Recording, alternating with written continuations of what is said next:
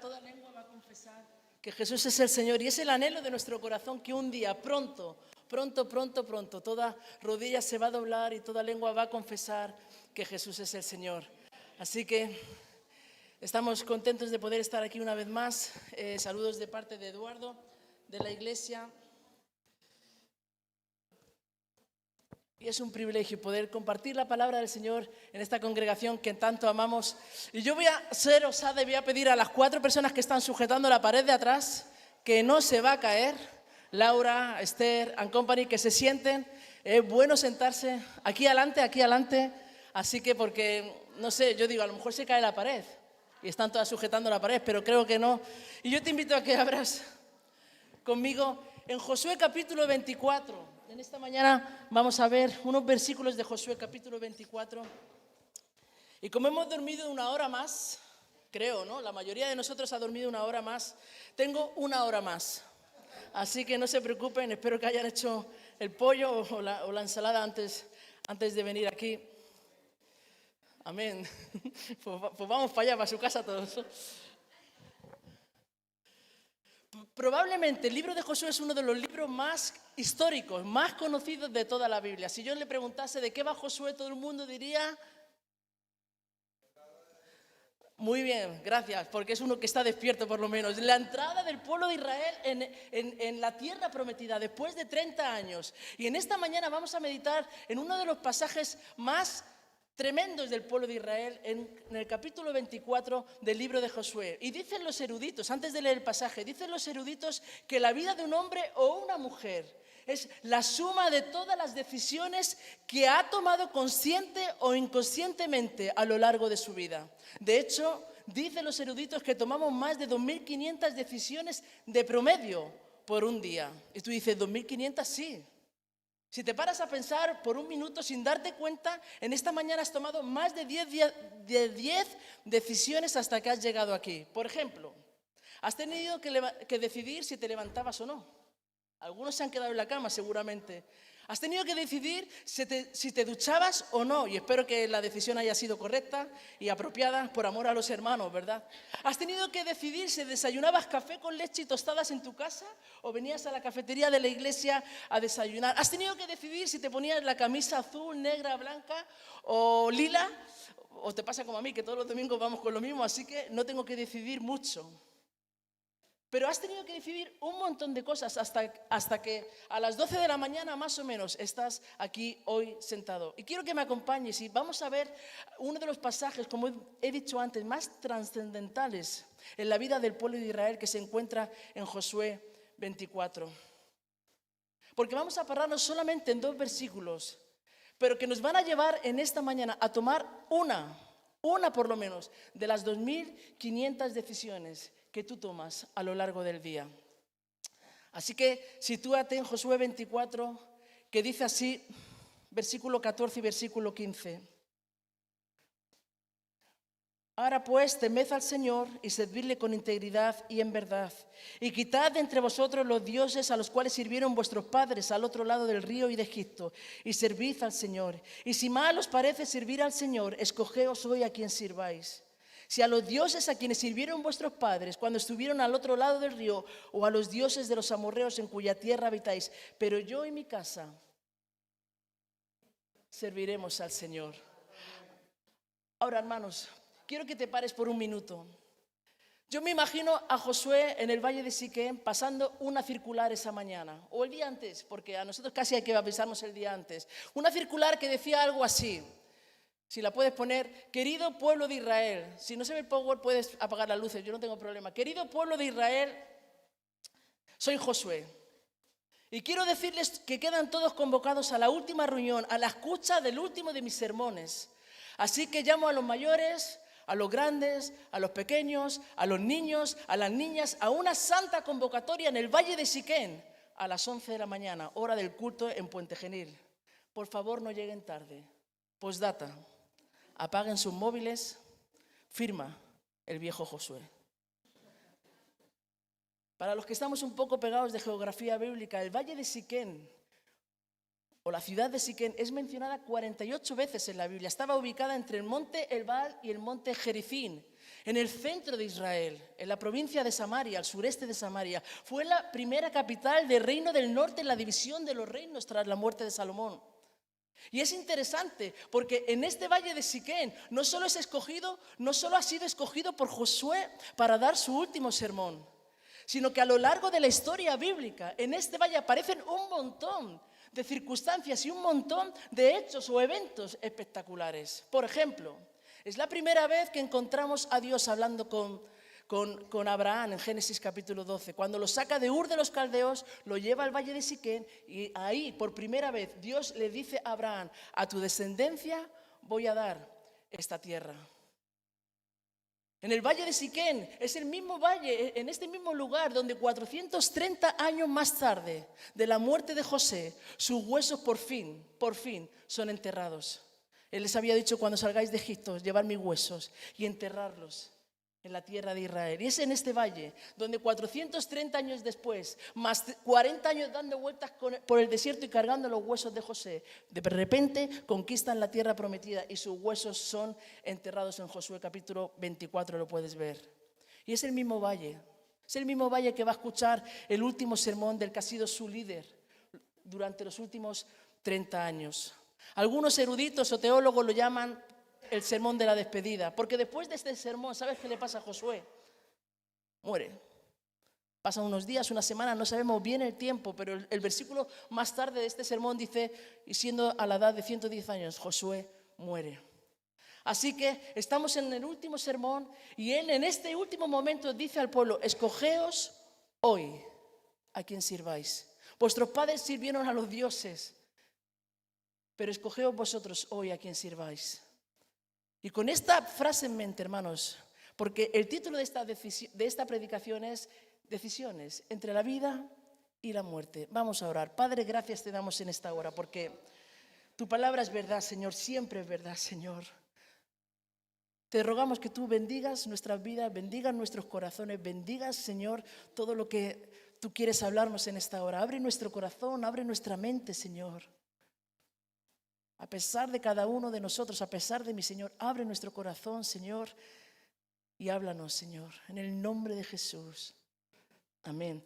Quiero decirte algunas características o algo de las personas que participaron en esta reunión. Muchos de ellos, escucha bien, están todos juntos en el valle de Siquén. Ahí está hablando Josué a más o menos 2 millones de personas. Y escucha bien, muchos de ellos habían salido de Egipto siendo menores de 20 años. Porque los menores de 20 años no murieron en el desierto.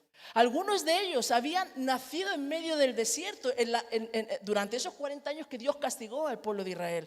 A lo mejor algunos de ellos nacieron cuando ya por fin entraron a la tierra prometida.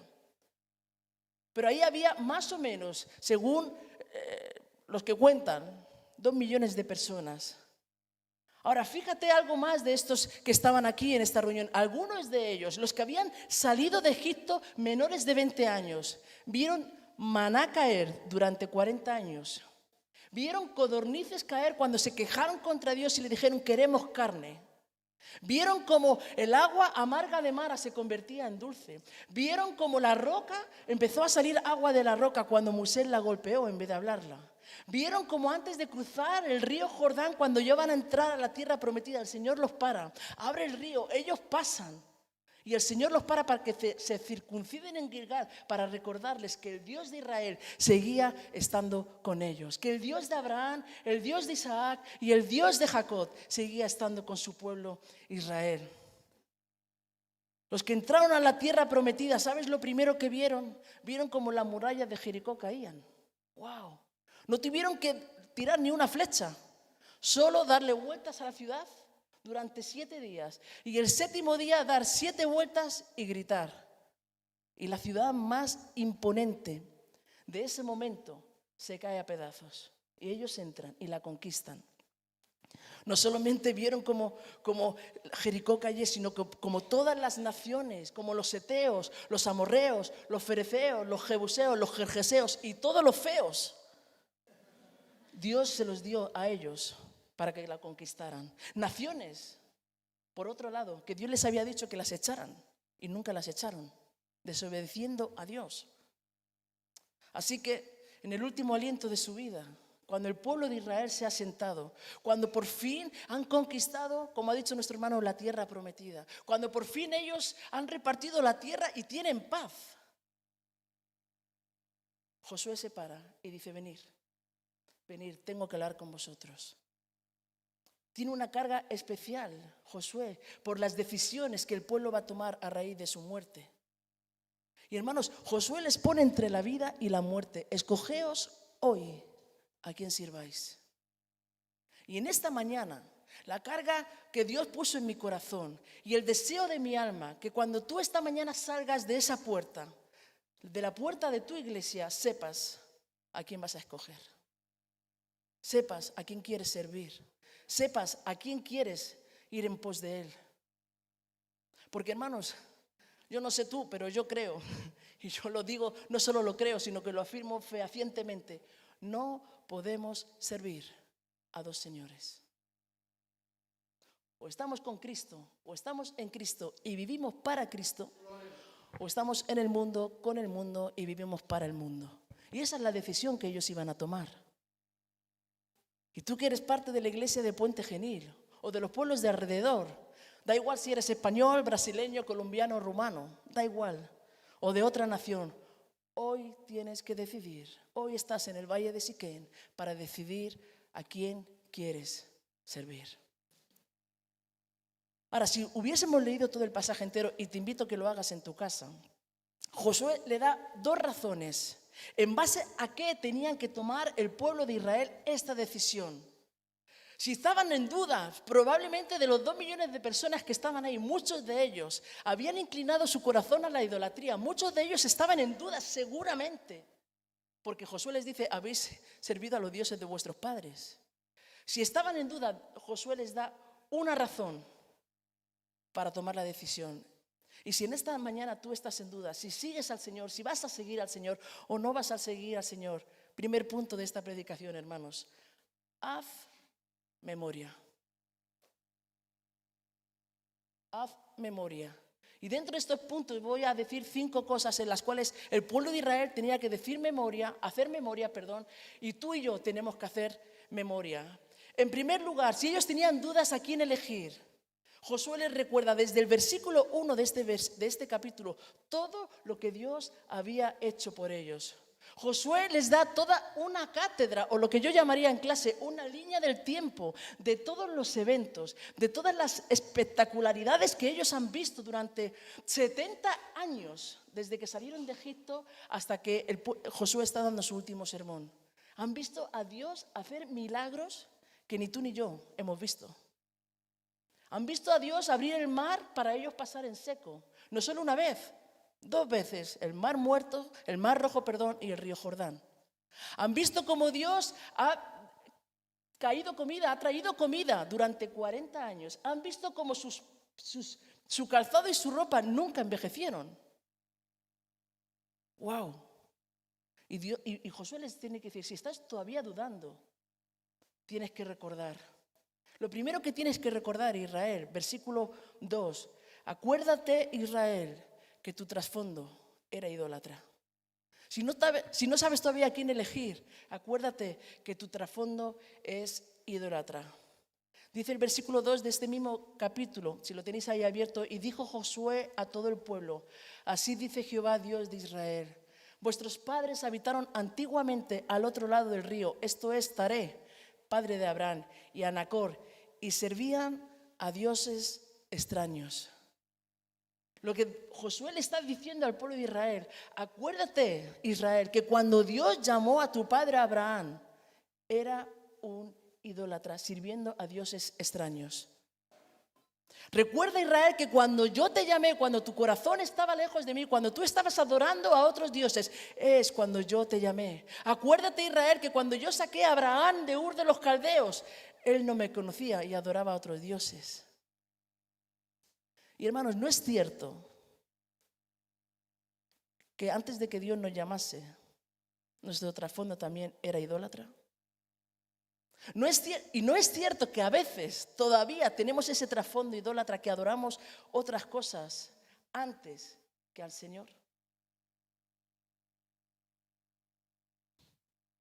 Y la pregunta que tú y yo nos tenemos que hacer en esta mañana es, cuando Dios nos llamó, ¿dónde estabas tú? ¿Dónde estaba yo? Seguramente que buscando al Señor no. Seguramente que siguiendo los patrones de este mundo sí. Seguramente que intentando vivir nuestros sueños, nuestras ilusiones, nuestras carreras, un montón de cosas. Y dándole la espalda al Señor. Y en medio de esa circunstancia, el Señor nos llama y nos salva. ¿Estaba yo buscándole al Señor o Él me estaba buscando a mí? No vamos a entrar aquí en debates teológicos. Elección divina, responsabilidad humana, da igual. Lo importante es que estás aquí por la gracia del Señor. Pero acuérdate, Israel, acuérdate, Macarena, acuérdate, Pepe, Juan, Lucas, como te llames, que tu trasfondo antes de conocer al Señor era idólatra. Y que muchas veces todavía nuestro trasfondo sigue siendo idólatra. Así que si estás en duda, lo primero que tienes que recordar es de dónde Dios te sacó. Lo segundo que tendrían que recordar el pueblo de Israel, y tiene que ir muy ligado con este primer punto, es acuérdate que tu llamado fue por gracia. ¡Wow! Josué 24:3, el mismo capítulo estamos. Y yo tomé a vuestro padre Abraham del otro lado del río y lo traje por la tierra de Canaán y aumenté su descendencia y le di a Isaac. Acuérdate, Israel, que cuando yo escogí a Abraham fue por gracia. ¿Quién llamó a Abraham, hermanos? Bien, una despierta. Venga, siguiente. ¿Quién llamó a Abraham? Dios lo llamó. Lo llamó por gracia. ¿Quién le dio la tierra de Canaán? Dios. ¿Quién le dio descendencia cuando su mujer había perdido el uso natural a los 90 años? Dios. Y hermanos, recuerda una vez más que si estás aquí en esta mañana es por la pura gracia y por la pura misericordia de Dios. No hiciste nada, solamente decir como mucho, sí quiero. Cuando dijeron, levanta tu mano si entregas tu vida al Señor. Y lo único que hiciste fue decir, sí. Y hermanos, si Él te ha traído aquí, si Él se ha dado a conocer a ti, ha sido por el puro afecto de su voluntad. Y Pablo nos lo explica espectacularmente en Efesios. Efesios 2, versículo 4, versículo 5. Pero Dios, que es rico en misericordia por su gran amor con que nos amó, aún estando nosotros como muertos en pecados, nos dio vida juntamente con Él. ¿Por qué?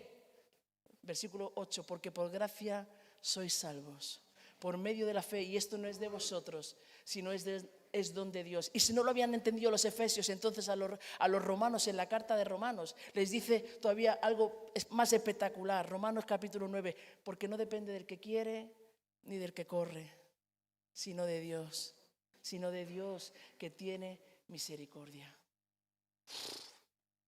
Si eso no te atrapa, si eso no te decides, si todavía no te estás decidiendo a quién quieres servir en esta mañana, si tú cuando contemplas la gracia de Dios todavía no te emociona y te lleva a decidir con todo tu corazón, hoy voy a seguir a Cristo. Hermanos, entonces tienes que saber, tercer punto de este primer punto, acuérdate, Israel, que te mantuve con vida en medio de la hambruna por mi soberanía y provisión. Acuérdate, Israel, que cuando había hambre, yo te mantuve con vida. Y podríamos leer, y vamos a leer luego Génesis capítulo 45, 2 versículos. Todos conocéis la historia, es José hablando a sus hermanos.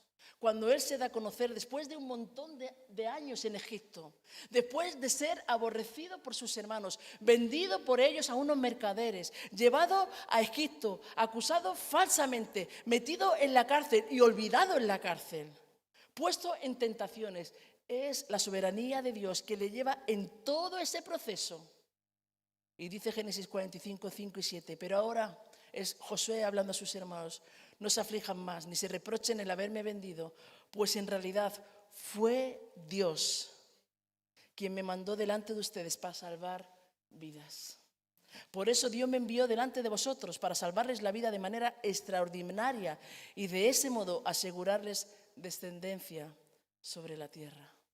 Acuérdate, Israel, que yo escogí a un muchacho de 17 años para que fuera aborrecido por sus hermanos.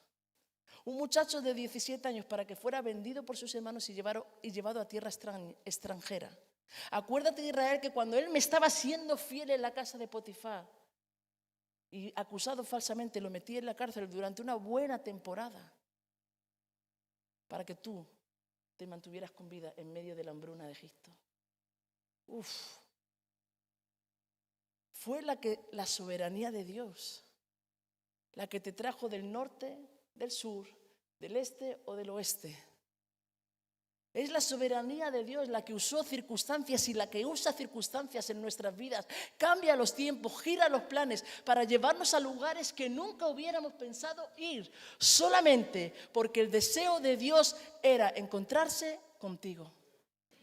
Era encontrarse contigo, era abrazarte a ti y tú abrazarle a Él. Era no solamente abrazarte a ti y tú abrazarle a Él, era que tú caminases en pos de Él. Fui asido, como dice Pablo, para asir aquello por lo cual fui asido por Cristo. ¡Wow! Fue su soberanía la que te trajo aquí. Fue su soberanía la que cuando estabas, como hemos escuchado antes, el hermano que ha introducido el culto, tirado en la calle, te salvó y te dio una familia y te puso nombre y te adoptó como hijo suyo. Eso es gracia, eso es misericordia. Fue su soberanía en la que cuando estábamos muertos de hambre nos dio vida y vida en abundancia. Pero si todavía no tenían razones el pueblo de Israel para elegir al Señor, si todavía tú tampoco tienes razones en esta mañana para elegir al Señor, la cuarta razón que ellos tenían que recordar, acuérdate, le dice Josué, que te saqué de Egipto y te hice ser un pueblo libre. Josué 24:5 dice así. Luego en la NTV, luego envié a Moisés y Aarón y mandé plagas espantosas sobre Egipto y después te saqué de allí como un pueblo libre. ¿Libre de qué? De la esclavitud. Y hermanos, aplicándolo a nosotros, cuando Dios nos saca del mundo, ¿nos libera de qué? De la esclavitud del pecado, de las artimañas de Satanás, libres de los pensamientos que van en contra de la palabra del Señor, sabiendo, no solamente nos ha libertado el Señor y eso es espectacular, sino que Él ha escrito su palabra, sus mandamientos, su testimonio en nuestros corazones, dice la palabra del Señor, y nos ha dado el Espíritu Santo, el Consolador, el cual nos guía a toda la verdad. ¿Tú has podido pensar por un minuto que no tenías la fuerza, no teníamos la fuerza ninguno de nosotros de ser libres del pecado si no hubiera sido por amor de Dios al derramar al Hijo en la cruz del Calvario? ¿Cuántas veces luchamos con un montón de cosas y el Señor de repente hace así y nos las quita? Es su amor, es su gracia y nos ha librado del pecado. Y un hijo de Dios que camina en pos del Señor es libre del pecado, por lo tanto, no puede vivir entre el mundo y el Señor. Solo puede servir a uno, solo a uno. Y hoy tienes que tomar la decisión. La quinta razón que ellos debían recordar, acuérdate, Israel, que siempre estuve atento a tu clamor. Josué 24:6-7 dice, saqué a vuestros padres de Egipto y cuando llegaron al mar, los egipcios siguieron a vuestros padres hasta el mar rojo con carros y caballería. Y cuando ellos clamaron al Señor, Él puso oscuridad entre vosotros y los egipcios e hizo venir sobre ellos el mar, y el cual los cubrió, dice otro pasaje de Éxodo, que no quedó ni uno vivo. Y vuestros ojos vieron lo que hice en Egipto. Salmo 34 dice, los ojos del Señor están sobre los justos, sus oídos están atentos al clamor de sus hijos. Hermanos, si Dios estuvo atento al clamor del pueblo de Israel, Josué les está diciendo cuántas veces ustedes clamaron al Señor y cuántas Dios les respondió, siempre. Y muchas veces ni ellos clamaron, murmuraron y aún así Dios respondió. ¿No nos pasa eso a nosotros? Que cuando vienen las cosas más torcidas, en vez de mirar al Señor y clamar al Señor, murmuramos y aún así Dios ejerce misericordia sobre nosotros. Pero en este punto Josué les está diciendo, recuerden cuántas veces ustedes clamaron y Dios les respondió. Y si estás todavía en duda, puedes pensar en un minuto, hermanos, aquí en esta mañana, cuántas veces Él ha respondido a tu clamor. ¿Cuántas veces Dios ha respondido a tu oración desesperada? Al clamor de tu alma, al clamor de tu corazón que solamente tú y el Señor conocéis. ¿Cuántas veces Él ha respondido al silencio de tu alma? Al deseo de tu corazón. ¿Cuántas veces Dios ha extendido su mano para bendecir tu vida? ¿Cuántas? ¿No son suficientes todavía para elegirle a Él? ¿Qué más? ¿Qué más tiene que hacer el Señor? ¿Qué más? Joven, ¿qué más tiene que hacer el Señor para que tú dejes de vivir para el mundo y vivas para Él? Matrimonios, ¿qué más tiene que hacer el Señor? O hermanos mayores, no matrimonios solamente casados, solteros, viudos. ¿Qué más tiene que hacer el Señor para que dejemos de mirar al mundo y le miremos solamente a Él? Porque, hermanos, podríamos pararnos en esta mañana y pensar en un minuto, en un momento, en la historia de nuestra vida. Estaba yo también, muerta en nuestros delitos y pecados. Y estando en esa condición, Dios nos dio vida. Y estando en la condición de que Él nos dio vida, fue por gracia. Y estando en la condición de que fue por gracia, Él está atento al clamor de nosotros. Y estando en esa condición todavía, dice la Biblia en el Salmo 101 que sus ojos están puestos sobre los fieles de la tierra. Y que no hay ni un pelo de tu cabeza que se caiga, que Él no lo tenga contado. Ese es nuestro Dios. Ese era el Dios de Israel y ese era el Dios que tenían que decidir en ese momento el pueblo de Israel si querían seguirle o no querían seguirle. Y la quinta razón, acuérdate que por amor de mí mismo, le dice Josué a Israel, te introduje a la tierra prometida. Josué 24, 13, 14 dice, os puse en la tierra por la cual no trabajasteis. Y os he dado las ciudades que no edificasteis. Y coméis de las viñas y de los olivares que no plantasteis. En otras palabras, Josué le está diciendo al pueblo de Israel, no hicisteis nada. Nada. No hicisteis nada. Yo me imagino a este Josué viejo ya decirle a ese pueblo de más de 2 millones de personas, no hicisteis nada para tener la tierra en la cual habitáis. No habéis hecho nada para comer de la tierra que fluye leche y miel. Y aún así, por amor de mí mismo, os introduje. Cuando eres un pueblo, dice la Biblia, de dura cerviz, cuando eres un pueblo rebelde, cuando eres un pueblo murmurador, yo os introduje en la tierra prometida por amor de mí mismo. Acuérdate, Israel, que por amor de mí mismo y por el pacto que hice con vuestro padre Abraham, 500 años antes, os he traído a esta tierra.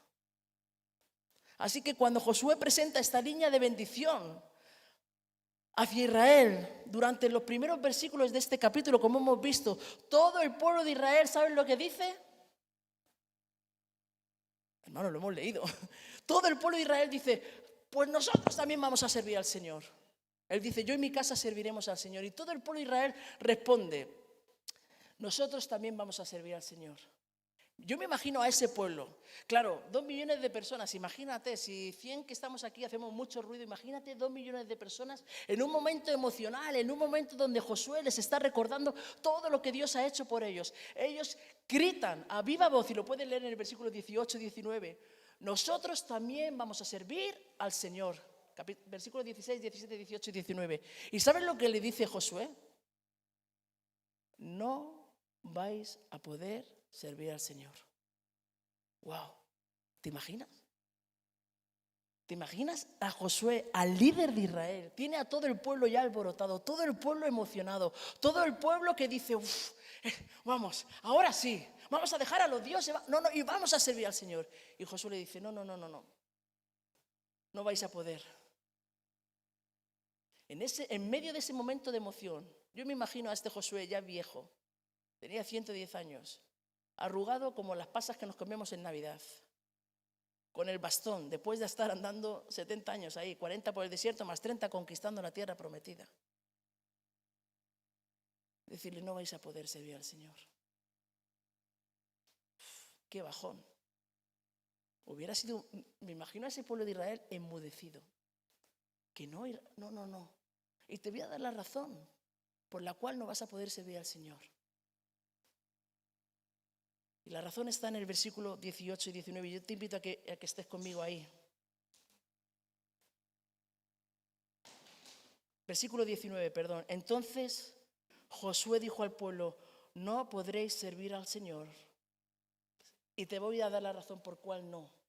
Porque Él es Dios. Hasta ahí, luego vamos a seguir leyendo el resto. No vais a poder servir al Señor porque Él es Dios. Así que el segundo punto de esta predicación, solo tengo dos, no te preocupes, es que si quieres servir al Señor, si quieres seguir al Señor, si quieres escoger al Señor, tienes que saber, hermanos, esto es importantísimo, que Él es Dios. Y no solamente Él es Dios, hay dos palabras detrás de, sino que Él es santo y celoso. Si vas a escoger hoy al Señor, si vas a salir de esa puerta y vas a decir, sí, yo voy a seguir al Señor, tienes que saber que Él es Dios.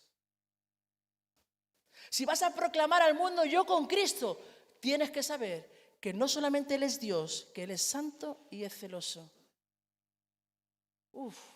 ¿Quién es Dios?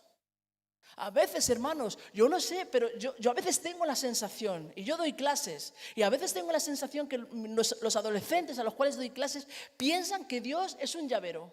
Hoy lo saco, lo miro un rato y me lo guardo al bolsillo con las llaves de casa. Dios es Dios. Dios no es el colega que viene conmigo a la piscina en verano a nadar. Dios no es el colega que yo le digo, ¿qué pasa? Oh, mira, hoy voy a ir a la iglesia y bendíceme que hoy voy a ir. Dios es Dios. Dios es el santo de Israel. Dios es el que está sentado en su trono y con un chasquido de dedos destruiría si quiere. Dios es el que su gloria llena toda la tierra. Ese es Dios. Y hermanos, si vamos a seguir al Señor, entonces tenemos que saber que Él no es un juguete, que hoy le sigo, que mañana lo sigo, que hoy voy al culto y mañana no voy al culto, que hoy le adoro y mañana no le adoro. Él es Dios. Él está sentado en su santo templo, como dice Habacuc, y la tierra calla delante de Él. En el día que plante sus pies en el monte de los olivos, dice la Biblia que toda lengua va a caer, toda lengua va a confesar que Jesús es el Señor, y toda rodilla, hasta la mía que no puede, se va a doblar porque Él es Dios. Él es Dios. A ese adoramos, a ese le cantamos por las mañanas cuando venimos a la iglesia. Ese es el que nos convoca a una santa reunión todos los domingos a las 11 de la mañana. Él es el mismo que nos convoca a una santa reunión en nuestra casa, en el lugar secreto de nuestra casa, en nuestra habitación, para cantarle a Él, para bendecirle a Él. Él es Dios. Y le dice dos cosas de Dios. Podría haberle dicho un montón de cosas y quiero pararme muy brevemente. Él es santo. Y me encanta ver estos dos atributos. Él es santo. Y si yo preguntase en esta mañana qué significa la palabra santo, diríamos todos, apartado. Gracias. Apartado. Dios es santo. Dios es apartado. Y celoso significa que Él tiene derecho sobre nuestras vidas. Ahora, la idea de la santidad de Dios, hermanos, es tan central en la Biblia que se dice de Dios en Lucas capítulo 1, versículo 49, que santo es su nombre. No solamente Él es santo su nombre, es santo su presencia, es santa su hermosura. La santidad no es solamente decir que Dios es apartado, y por supuesto que es apartado del pecado, de la inmundicia, apartado contra todo que choca contra su carácter y su persona, pero Él es santo, su nombre es santo, su persona es santa, su atributo es santo, su majestad es santa. Él es santo, y no solamente Él es santo, que si nos fuéramos al Padre, a Mateo capítulo 6, 9, todavía se lo hace más, así le pega un pellizco a los discípulos y dice, cuando oréis, Decir, Padre nuestro que estás en los cielos, santificado sea tu nombre. Santificado. Hemos perdido de perspectiva, hermanos, en esta generación, lo que es la santidad de Dios. ¿Y qué es la santidad? Hay un teólogo llamado Tozer, seguramente lo mencionéis aquí 250 millones de veces, que dice así: podríamos describirla como pureza sin mezcla, pero no es suficiente. Como excelencia moral, pero no sería adecuado. Podríamos decir rectitud, honor, verdad y justicia, pero aún así no describiríamos a totalidad su santidad. Y Tozer acaba diciendo, Él mismo es la santidad. Él mismo es santísimo. Y dice otro teólogo llamado Stephen Charnock, el poder es la mano o el brazo de Dios, la omnisciencia su ojo, la misericordia sus entrañas, la eternidad su duración, pero la santidad es su belleza. Él es santo. Y uno de los significados de la palabra santo, como ha dicho antes nuestro joven, es apartado. Y fíjate, asociado a Dios, en 1 de Pedro capítulo 1, versículo 16, dice así, todos lo conocemos, sed santos porque yo soy santo. Ahora, pon esta palabra apartado para que la sintamos un poquito más cerca. Sed apartados, hermanos, lo está diciendo Pedro a la iglesia, sed apartados porque Dios es apartado. ¿Apartado de qué? Apartado del pecado, apartado del mal, apartado de la idolatría, apartado de nuestras rebeliones. Porque, hermanos, quiero decirte algo, la santidad de Dios no tiene mezcla. Si nosotros hiciésemos en esta mañana, y no lo vamos a hacer obviamente, un estudio de la santidad de Dios a lo largo de toda la Biblia, a lo largo de toda la Biblia, sacaríamos varias conclusiones que yo te he puesto aquí en esta mañana. Es el único atributo que se repite 3 veces a lo largo de la Biblia. Se le dice Dios es amor y se le dice una vez, Dios es soberano se le dice una vez, Dios es misericordioso se le dice una vez, seguidas me refiero.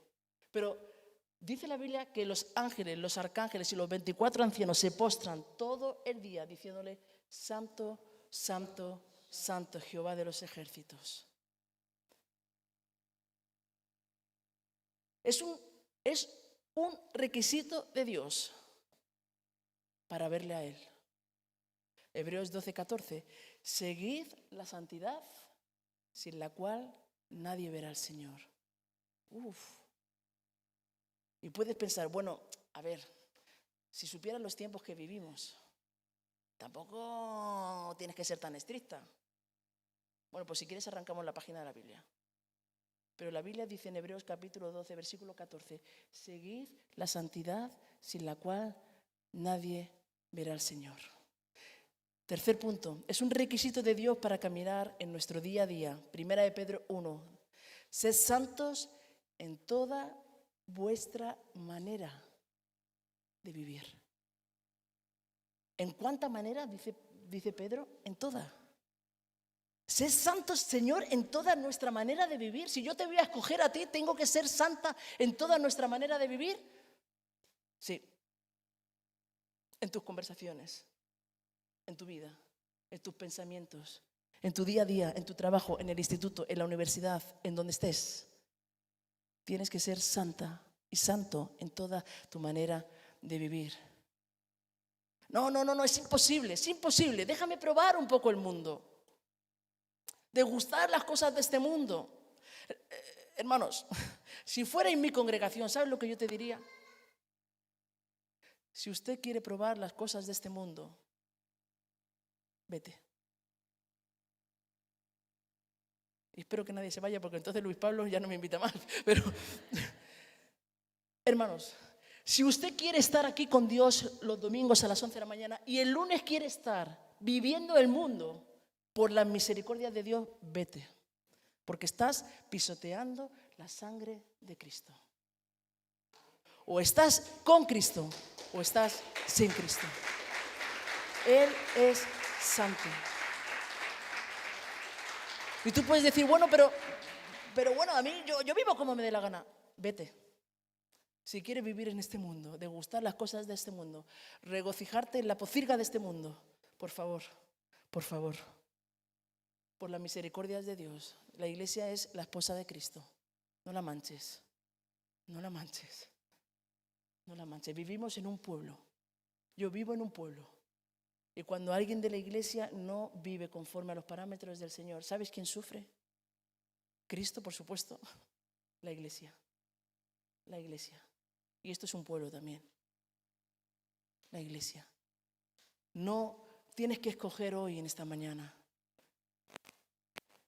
Escoger al Señor no es una opción. No era una opción, era la única opción. Y si vas a escoger al Señor, tienes que saber que Él es santo y te pide que seas santo en toda nuestra manera de vivir. Y cuando nos chocamos, hermanos, con la realidad de la santidad de Dios, entonces somos como Isaías en el capítulo 6, cuando dice, ay de mí que soy hombre muerto, porque siendo de labios inmundos, el Señor ha venido a visitarme.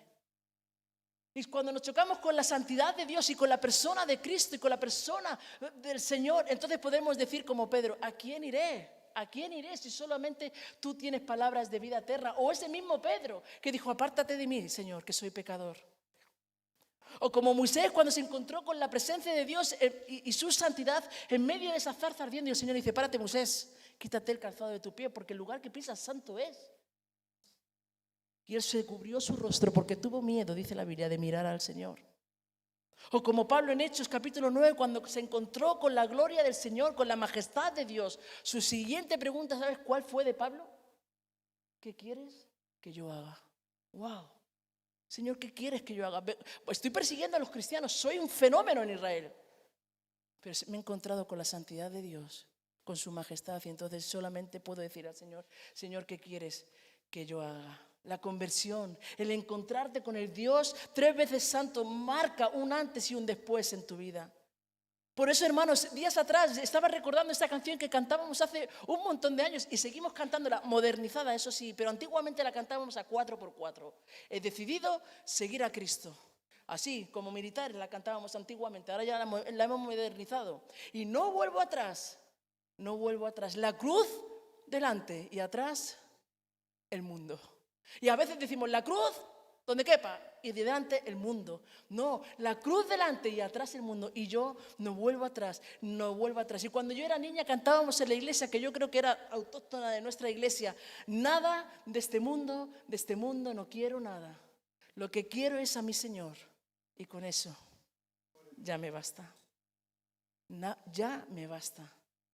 Y dice Sproul, la manera en que entendemos la persona y el carácter de Dios, el Padre afecta a cada aspecto de nuestras vidas. Por eso tienes que saber, si vas a escoger al Señor, tienes que saber quién es Dios. Porque la manera en que tú entiendes la persona y el carácter de Dios afectará a cada aspecto de tu vida.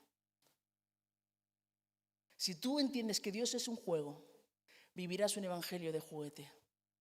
Pero si tú entiendes que Dios es santo, vivirás un evangelio conforme a los propósitos y a la palabra del Señor. Y el segundo atributo es muy rápido, muy corto y acabo. No solamente Dios es santo, Dios es celoso. Yo soy Jehová, tu Dios celoso, dice Éxodo 25. Siempre que la Biblia, hermanos, se refiere a los celos de Dios, lo hace en relación con la idolatría, con el cambio de corazón que muchas veces el pueblo de Israel tuvo y dejando a Dios y eligiendo a otros dioses. Es decir, el cambio que muchas veces nosotros tenemos, eligiendo otras muchas cosas antes que a Dios. ¿Vengo al culto o no vengo al culto? ¿Me quedo jugando a la Play o no me quedo jugando a la Play? ¿Estudio o mejor voy al culto? El celo de Dios señala el amor paternal que tiene por nosotros y el derecho que tiene sobre nuestras vidas. Y a veces pensamos en celo como algo malo, pero ¿te puedes imaginar por un minuto que Dios no te quiere compartir? Eso significa el celo de Dios. Que Dios no te quiere compartir, que eres suyo o eres suya, que estás en el hueco de su mano. ¿Te puedes imaginar por un minuto que ese Dios eterno, que ese Dios que está sentado en el trono, te ama tanto que no te quiere compartir con este mundo? Ese es el Dios que tenemos. No quiere. Él quiere que tú seas que yo sea suya y que Él sea mío. Que tú seas suyo y que Él sea tuyo. No te quiere compartir con nadie. Hermanos, pertenecemos a la esposa de Cristo. Si pertenecemos a la esposa de Cristo, tú tienes que entender en esta mañana que tu vida le pertenece a Él. Y Josué le dice al pueblo, quitad todas las idolatrías, quitad vuestras rebeliones, quitad toda la desobediencia a Dios y a su palabra. Él no lo va a tolerar. Si queréis seguir, Él no lo va a tolerar. Si somos hijos de Dios, no cabe otra cosa. Dios es el esposo que no quiere compartir su esposa con nadie. Porque a los que estáis casados, ¿compartirías tu marido con alguien? 3 días para ti, 4 para la vecina. ¿A que no? O con tu mujer, ¿la compartirías con tu...? Algunos la regalarían, eso es diferente. Pero no la compartiríamos seguramente con nadie. No, 3 para ti, 4 para mí.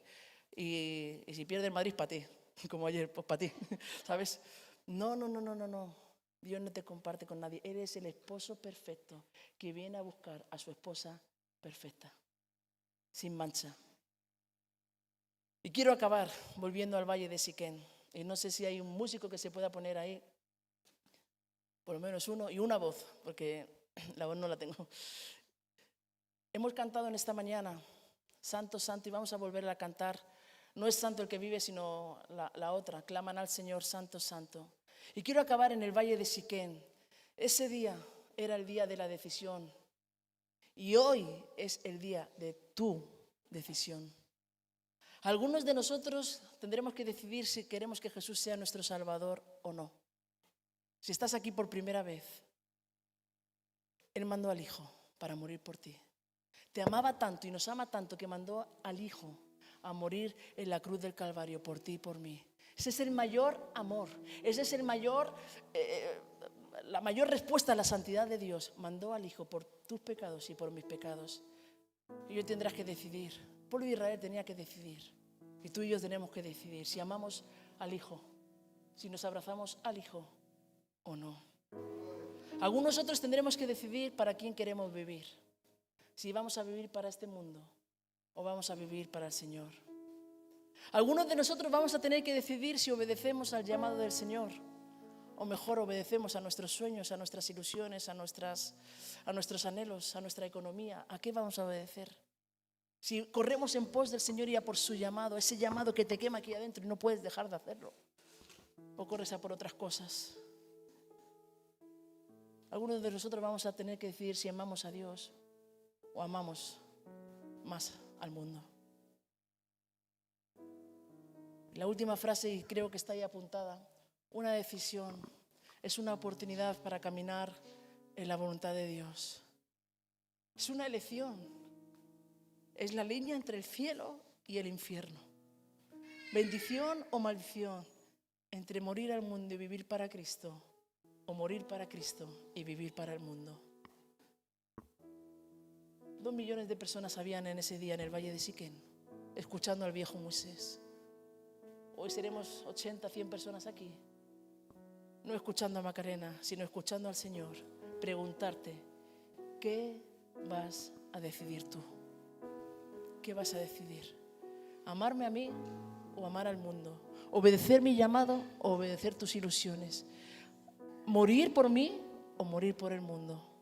¿Romper con el mundo o romper con la iglesia? Y quiero que cantemos esta canción porque Santo, Santo, Santo, Él es Dios, Él es Dios. Y párate un minuto ahí, recuerda, te he dado 5 razones para recordar. Él te llamó por gracia, Él te sacó, Él te salvó. Cuando estabas muerto de hambre, Él te dio vida. Y 2 razones, Él es Dios, santo y celoso. Así que vamos a orar en esta mañana y hermanos, ahí donde tú estás, vamos a cantar esta canción y toma la decisión por y para Cristo si tú quieres. Si no, tú sabrás. Que Dios te bendiga.